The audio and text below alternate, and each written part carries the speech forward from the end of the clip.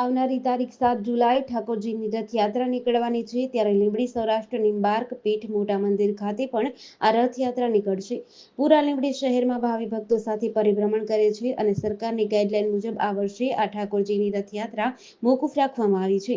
આ બાબતે લીંબડી મોટા મંદિર મહંત લલિત કિશોર મહારાજ દ્વારા જણાવ્યું હતું કે આ વખતે શહેરમાં સરકારની ગાઈડલાઈન મુજબ મંજૂરી નહીં મળતા આ વખતે રથયાત્રા મોકૂફ રાખવામાં આવી છે.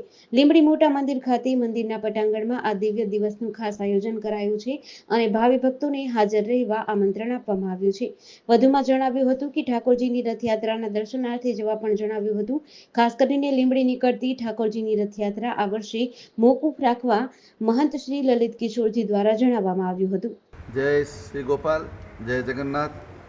સૌરાષ્ટ્ર નિંબાર્ક પીઠ મોટા મંદિર લીંબડી તરફથી આ વર્ષે પ્રથમવાર ભગવાન જગન્નિયંતા જગન્નાથજીની શોભાયાત્રાનું રથયાત્રાનું ભવ્ય આયોજન કરેલું હતું, પરંતુ સરકારશ્રીના નિયમ મુજબ નવી કોઈ પણ રથયાત્રાને મંજૂરી નહીં હોવાથી અમે આ યાત્રાને આ વર્ષે બંધ રાખીએ છીએ અને આવતા વર્ષથી મંજૂરી મળશે એટલે ચાલુ કરશું. દરેક ભક્ત ભાઈ બહેનોને બધાને વિનંતી, બધાનો ખૂબ ઉત્સાહ અને આનંદ હતો, પરંતુ હું ભગવાનની ઈચ્છા પ્રમાણે આપણે આપણી ઈચ્છામાં ભેળવી દેવી પડે, તો આ વખતે રથયાત્રાનું આપણું જે આયોજન હતું એ બંધ રાખ્યું છે. પરંતુ જ્યાં જ્યાં રથયાત્રા નીકળતી હોય ત્યાં ભગવાનના દર્શન કરવા માટે બધાને હું વિનંતી કરું છું, બધા જજો.